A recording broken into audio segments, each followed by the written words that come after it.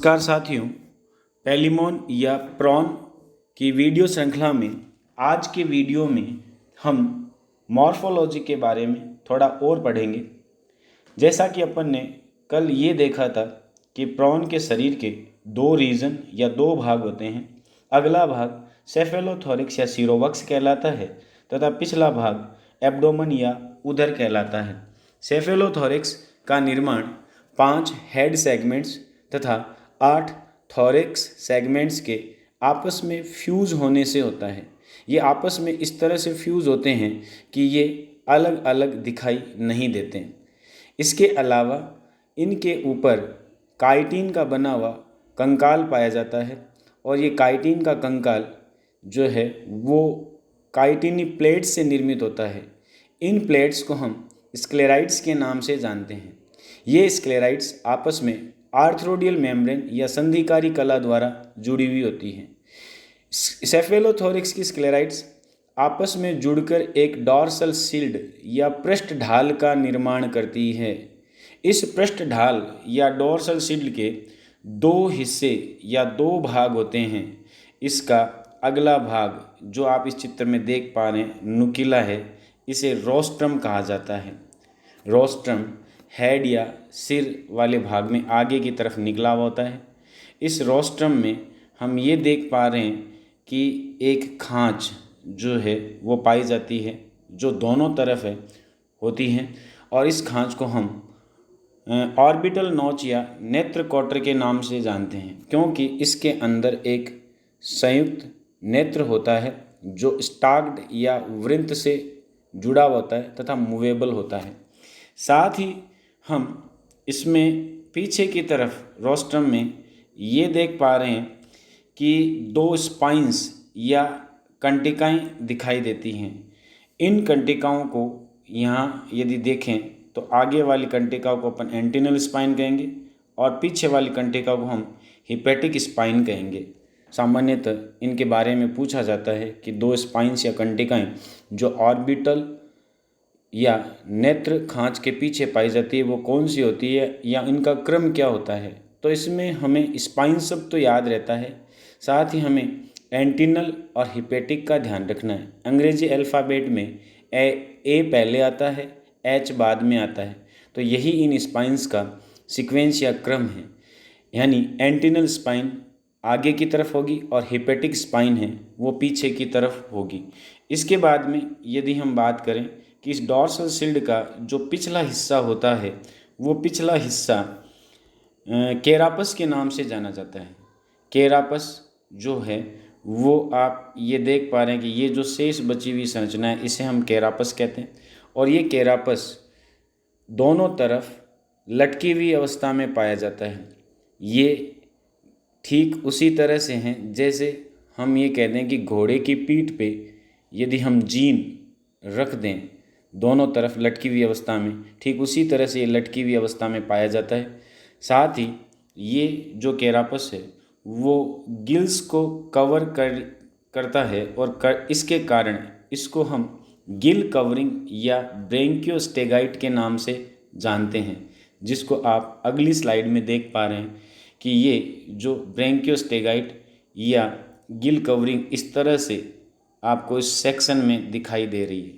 तो ये जो ब्रेंकियोस्टेगाइट या गिल कवरिंग है वो अपने नीचे ये जो गिल्स हैं इन गिल्स को कवर किए रहती हैं और ये दोनों तरफ है, क्योंकि ये जो आप सेक्शन देख रहे हैं वो आगे से लिया गया ट्रांसवर्स सेक्शन है जिसके अंदर ब्रेंकियोस्टेगाइट की पोजीशन या स्थिति है वो सामने से दिखाई गई है और जो कवर कर रहा है इन गिल्स को, इसलिए अपन इनको गिल कवरिंग के नाम से भी जानते हैं। तो यहाँ हम ये कह सकते हैं कि सेफेलोथोरिक्स के अंदर 5 हेड सेगमेंट और 8 थोरेसिक सेगमेंट आपस में फ्यूज़ होते हैं। साथ ही हमें ये भी ध्यान रखना है कि हर सेगमेंट में पेयर्ड या युग्मित उपांग पाए जाते हैं। तो इस तरह से हम कह सकते हैं कि सेफेलोथोरिक्स में 13 जोड़ी युग्मित उपांग पाए जाएंगे, यानी 5 हेड रीजन के उपांग पाए जाएंगे और 8 जो होंगे वो थोरेसिक रीजन के उपांग है वो पाए जाएंगे। अगला सेगमेंट या अगला भाग जो होता है वो एब्डोमिनल पार्ट कहलाता है या उदरीय भाग के नाम से जाना जाता है। इसके अंदर 6 मूवेबल सेगमेंट्स या गतिशील खंड होते हैं तथा एक टेल्सन या अंतिम खंड पाया जाता है। अब टेल्सन जो होता है वो दिखाई तो खंड की भांति देता है, लेकिन इसे वास्तविक खंड नहीं माना जाता। साथ ही हम यदि ये बात करें कि इन एब्डोमिनल सेगमेंट्स के अंदर भी पेयर्ड अपेंडेजेज पाए जाते हैं और ये पेयर्ड अपेंडेजेज हर सेगमेंट में होने के कारण इनकी संख्या 6 जोड़ी होती है। यदि आप मेरी बात को समझ पा रहे हैं तो आप ये समझें कि प्रॉन या झींगे के अंदर 19 जोड़ी उपांग या अपेंडेजेज पाए जाते हैं। उनमें से 13 जोड़ी अपेंडेजेज या उपांग है वो सेफेलोथोरैक्स में पाए जाते हैं तथा 6 जोड़ी उपांग है वो एब्डोमिनल सेगमेंट के अंदर पाए जाते हैं। एब्डोमिनल सेगमेंट में पाए जाने वाले ये जो उपांग या अपेंडेजेज हैं वो जनरली स्विमिंग में काम आते हैं, इसलिए इनको स्विमर्स के नाम से भी जाना जाता है। इसके अलावा यदि हम ये बात करें कि एब्डोमिनल सेगमेंट के अंदर पाया जाने वाला स्केलेटन या कंकाल, जो कि आप कह सकते हो कि यहाँ भी काइटिन का बना हुआ है, लेकिन ये वलय या रिंग के रूप में होता है। इस वलय या रिंग में हम कह सकते हैं कि 3 प्रकार की स्क्लेराइड्स आपस में जुड़ती हैं। यदि आप देख पा रहे हैं तो ये जो स्क्लेराइड्स जो ऊपर की तरफ है वो कहलाती है टर्गाइट। इसके अलावा ये नीचे की तरफ है, इसको हम कहते हैं स्टर्नाइट, और ये एक इस तरफ और एक इस तरफ, ये कहलाती है प्लूरोन या प्लूराइड्स। तो हम ये कह सकते हैं कि 3 प्रकार की स्क्लेराइड्स, डॉर्सल सरफेस की तरफ टर्गाइट या टर्गम, टर्गाइट शब्द है वो प्लूरल है और टर्गम शब्द होता है वो सिंगुलर होता है। इसी तरह प्लूरोन शब्द है वो सिंगुलर है और प्लूराइड्स है वो प्लूरल है। स्टर्नाइट में ये स्टर्नाइट प्लूरल है और स्टर्नम में वो सिंगुलर होता है। तो 3 प्रकार की स्क्लेराइड्स, जिनमें डॉर्सल सरफेस की तरफ टर्गाइट, वेंट्रल सरफेस की तरफ स्टर्नाइट तथा दोनों लेटरल्स में प्लूराइड्स होती है। ये तीनों प्रकार की प्लेट्स आपस में जुड़कर ये रिंग लाइक स्ट्रक्चर या रिंग लाइक एब्डोमिनल सेगमेंट का निर्माण करती हैं। और ये रिंग लाइक एब्डोमिनल सेगमेंट आपस में एक दूसरे के ऊपर किनारे को ढके हुए या किनारे को ढकते हुए पाए जाते हैं। और इस प्रकार के अरेंजमेंट को हम इम्ब्रिकेट अरेंजमेंट या कोर छादी व्यवस्था कहते हैं। इस व्यवस्था से तात्पर्य है कि एक रिंग लाइक सेगमेंट अपने पिछले रिंग लाइक सेगमेंट के ऊपर चढ़ा हुआ होता है और ये व्यवस्था कोर छादी या इम्ब्रिकेट होती है।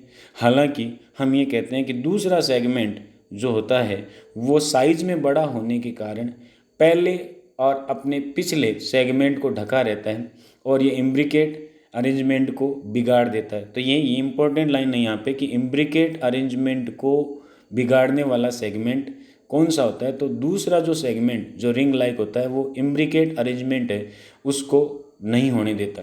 इसके अलावा हम ये कह सकते हैं कि एब्डोमिनल सेगमेंट जो है वो एक दूसरे से आर्थोडियल मेम्ब्रेन के द्वारा जुड़े होते हैं। साथ ही इनके बीच में एक हिंज जॉइंट या कब्जा संधि पाई जाती है। हिंज जॉइंट या कब्जा संधि के बारे में यदि हम बात करें तो हम ये कह सकते हैं कि ये जॉइंट या संधि एक ही डायरेक्शन में मूवमेंट करने देती है। जैसे आप अपनी कोहनी की जॉइंट के बारे में बात करें कि आपकी कोहनी की जॉइंट या संधि जो होती है उसको आप केवल ऊपर नीचे मूव करवा सकते हैं, दाएं बाएं इस जॉइंट को मूव नहीं करवा सकते हैं। तो चूंकि ये हिंज जॉइंट इन एब्डोमिनल सेगमेंट में पाए जाते हैं, इसके कारण प्रॉन की ये जो एब्डोमिनल सेगमेंट है वो ऊपर की तरफ और नीचे की तरफ मूव कर सकते हैं। यानी आप अपनी इंडेक्स फिंगर को ऊपर और नीचे करें, ठीक उसी तरह से मूवमेंट इसके द्वारा की जा सकती है और ये मूवमेंट इसको स्विम करने में या तैरने में मदद करती है। अगले वीडियो में हम चर्चा करेंगे झींगे के अंदर पाए जाने वाले पेयर्ड अपेंडेजेज के बारे में या उपांगों के बारे में। ये जो वीडियो मैं डाल रहा हूँ इसका PDF भी मैं आपको साथ में ग्रुप में प्रेषित कर रहा हूँ। कई बार ये पूछा जाता है कि वीडियो है वो उसके अंदर जो क्वालिटी है वो थोड़ी पुअर है या अक्सर साफ दिखाई नहीं दे रहे हैं। तो ये अपलोड करते समय ये जो गलती है वो हो सकती है, लेकिन साथ ही मेरा ये प्रयास रहता है कि जो भी आपको टॉपिक पढ़ाया जाए उसके जो नोट्स हैं वो PDF फॉर्मेट में सबसे लास्ट में आपको दे दिए जाएं। इसका मतलब ये नहीं है कि आप वीडियो को ना देखें, वीडियो में इन चीज़ों को थोड़ा सा विस्तार से समझाया हुआ होता है।